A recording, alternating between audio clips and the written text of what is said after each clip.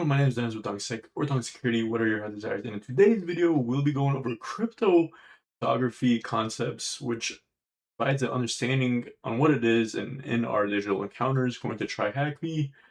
Opening question here says, when you see the little padlock icon in your browser address bar, what actually stopping someone from reading or modify your data as it travels across internet? So let's talk about this. There's going to be like a lock button in this bar right here. Yeah, connection is secure.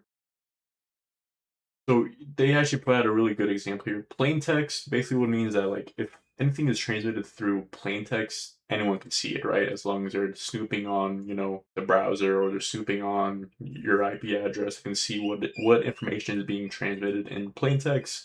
Going to ciphertext, they're not going to know what's being transmitted because it's going to be using ciphers or it's going to be using some sort of an encryption standard for the threat actor not knowing what is going to be said. So it matters because CIA triad for the last room talking about confidentiality, integrity, and availability. We did post a video about that, I'm pretty sure, not too long ago. So it just talks about, how attackers try to break through disclosure, alteration, and destruction.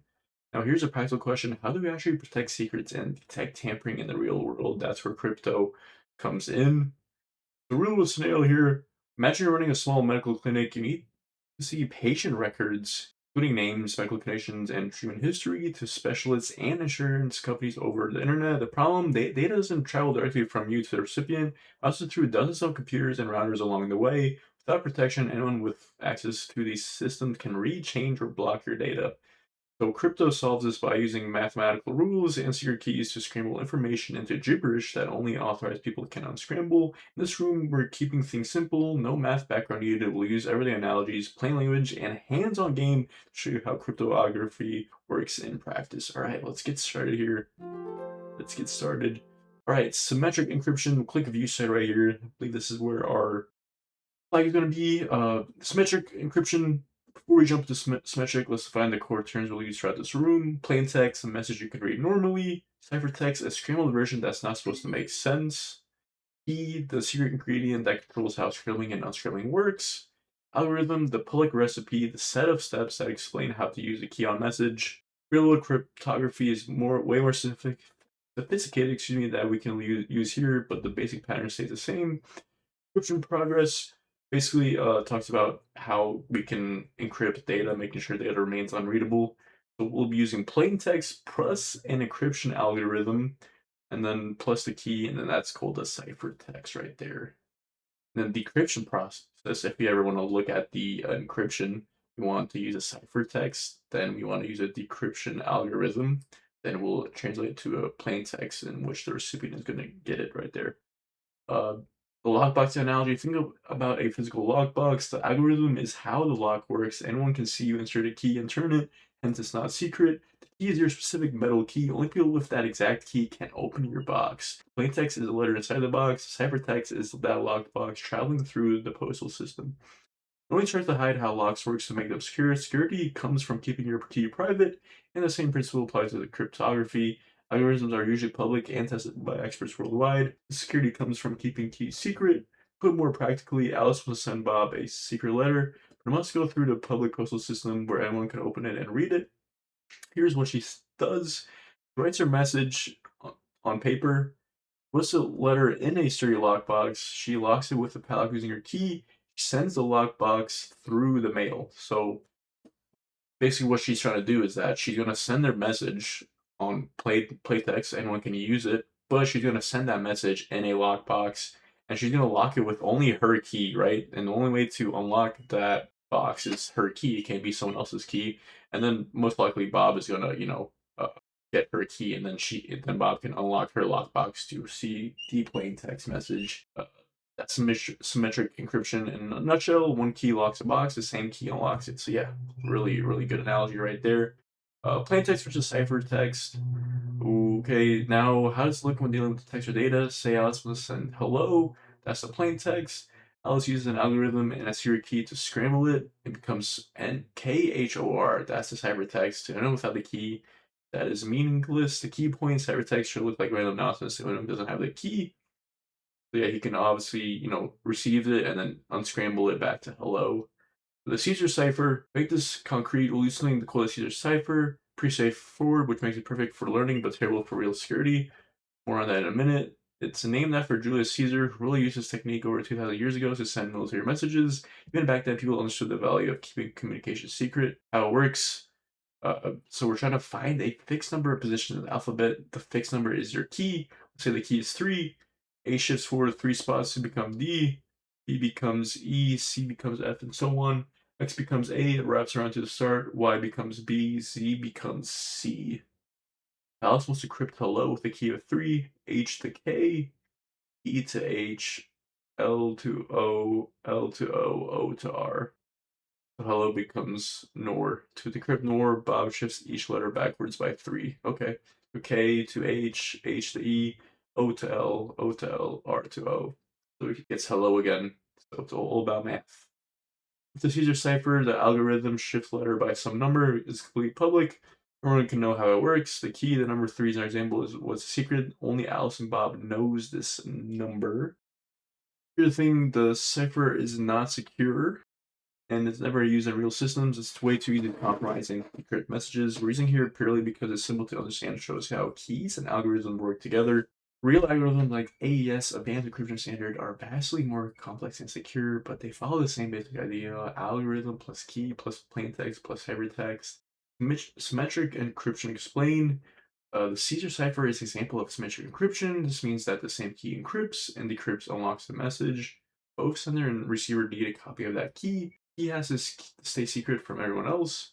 Some of the benefits using symmetric encryption are it's fast and it's efficient. However, there's a catch to its efficiency. Do Alice and Bob share that key safely in the first place?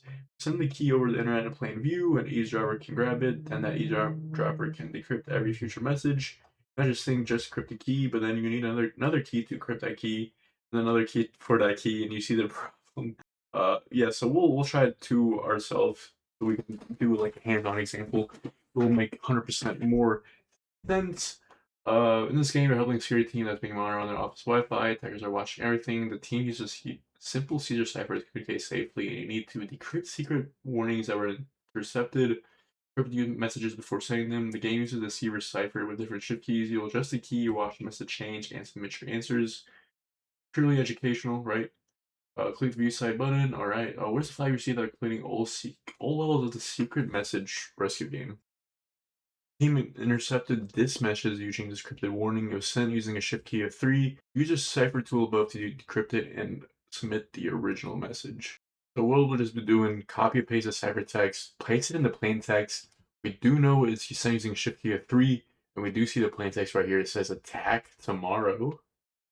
Okay, I think, okay, so we just place it right here. Attack tomorrow, correct, well done. Now we have a hidden password. He needs to share a temporary password secret. Crypto using a shift key of 5, which is sending it over to the network. Yeah, just do shift key 5 right here, copy paste secret, and then make sure you hit encrypt, and then the result will appear there, and you just copy paste that right there. This message was encrypted, but the team doesn't know the key used. Try different shift values and separate tool until you find one that produces a readable English sentence. Yeah, just do shift 11 right here, plain text, copy paste it right there, and the plain text are, yeah, the system is at risk, so we know that the shift key is 11. Attacker sent a code message, the key's unknown, but only with 26 possible shifts. You can try them all to decrypt this final warning.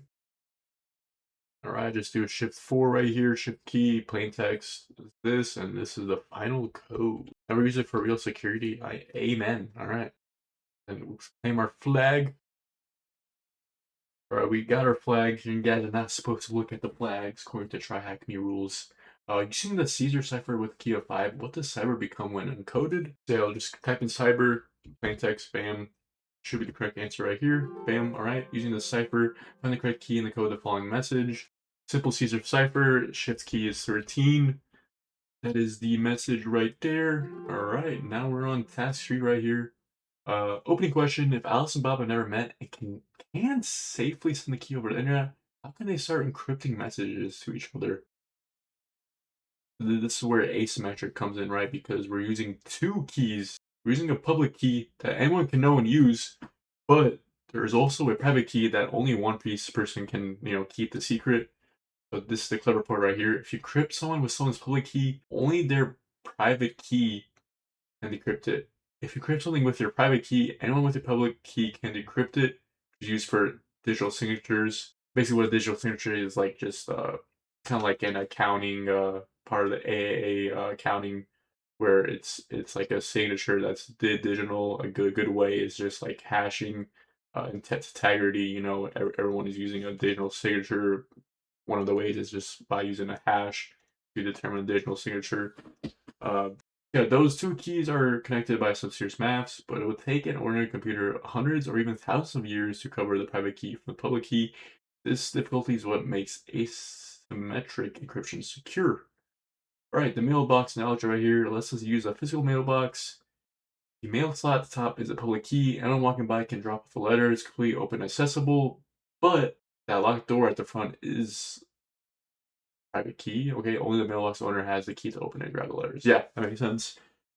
So two different keys. One is locked, so only the one that should be uh, locked is the private key, right? Anyone can use a public key, but public key, excuse me, but only that public key has to match to a specific private key. So one to lock, one to unlock. There. Uh, so yeah, Alice finds a key. This in a secret. Bob can post on a website or email it around because it's a public key. But Alice is going to write her message and then encrypts it with the public key and sends it. Only Bob can decrypt it because he's the only one with the private key, the key to the door. Even if the attacker intercepts the encrypted message, they cannot decrypt it without Bob's private key. So solving the problem with asymmetric encryption, Alice and Bob does not need to share a secret key beforehand. The flow of events can be as follows. Bob creates a public key and a private key on his computer, keeps the private key to himself, and shares the public key with the world. Alice grabs public key maybe from a website or a key server. Alice encrypts her message using Bob's public key and sends it off. Bob receives it and decrypts it using the private key. At no point did they need to exchange a key over network securely. The only key that traveled publicly was Bob's public key, which isn't secret by design. That's the solution to the key distribution problem. All right, good example right here. We've got Alex, Plaintext encrypting using Bob's public key. Now to ciphertext, but only way to actually access that ciphertext is making sure that the ciphertext is only decrypted using Bob's private key, which can be translated to plaintext. So everyone uses HTTPS. Not everyone. Everyone should be using HTTPS. The secure protocol used when you see that padlock on your browser, which we're talking about right here. Uh, Browser requests the website's public key. The website sends back its public key wrapped in a certificate.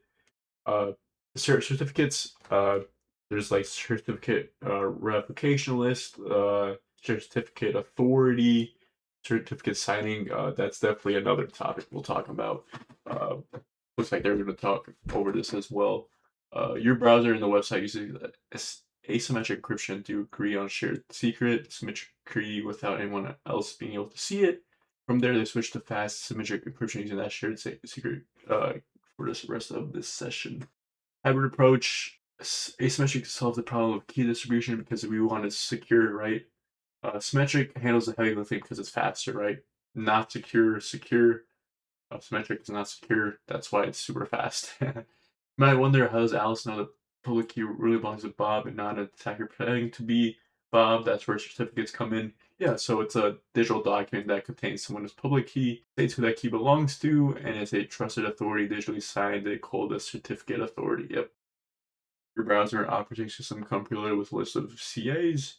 Website hands over a certificate. Browser checks that trusted CA signed it. Browser checks if it's still valid, not expired or revoked. Everything looks good. The browser shows the padlock and trusts the public key. Something else, perhaps the certificate has expired. Your browser displays a warning, may refuse to connect. So yeah, definitely a really good World Wide Web thing with CAs, making sure that we're not getting into silly, websites. You can peek at the certificate for any HTTPS site right now. These steps can guide you to view certificates. So visit any site. Obviously, we already did it. We already looked at that. Look for something to look at certificate. Okay, we can do that. Certificate is valid. So yeah, we do see TryHackMe, and we do see the Before I was really interrupted. Now just kidding. Yeah. So certificate viewer, we can see it. Issuer, we can see all that stuff. Don't feel free to get your hands dirty. But this is the what I was talking about with hashing, fingerprinting, the digital signature. If somebody puts or sends like a text with an extra character or a number in it, this will change. So uh, yeah. Um, so yeah, we've already done the summary, guys. Feel free to pause the video right here. We're gonna get to get into the deeds of the summary what we just talked about. In practice, real systems use both. Asymmetric secures, initiates a connection. Symmetric takes over the remainder of the session to handle data because it will take a long time if asymmetric encryption is handling data. So yeah, this is how all messaging apps operated as long as they're using some sort of encryption. Yeah. So in asymmetric encryption, which key stays secret? Obviously, it's going to be the private key, right? Because it's going to remain confidential. It's going to use decryption messages encrypted with the public key. If which it should not ever be exposed, right? With asymmetric encryption, Alice can encrypt a message using Bob's public key, and only Bob's public key can decrypt it. Yay or nay? Yay, because the public key encrypts, and then the private key is the one that's going to be decrypting it. What problem does asymmetric solve that symmetric can't? Definitely the easiest problem with key distribution, or in other words, making sure that the keys or the transmitted of the plaintext slash ciphertext is being transmitted securely. Symmetric is all about, making sure data is fast. Asymmetric is all about securely sharing the same key. You know, After initial asymmetric exchange in HTTPS, what encryption type handles bulk data? Yeah, this is the one that's talking about symmetric, all about bulk data, super fast. Yeah, so in conclusion, we explored basics of cryptography, I think confidentiality, one of the three layers of the CIA triad. We looked at two flavors of encryption. We also saw how real systems combine both types and the combo that is needed to protect your passwords, banking details, and messages when you see that padlock in your browser. Photography is one of the most critical tools in Defender's arsenal, protects confidentiality and integrity, and it's the backbone of almost every secure system used online. It's not magic, it's one layer in a much bigger security picture that includes strong passwords, secure key storage, user awareness and training, loyal software updates, monitoring, and instant response. Understanding how crypto works and where it can fail helps you think more carefully about those other layers. So yeah, thank you guys for watching, and I'll see you when I see you in my next video.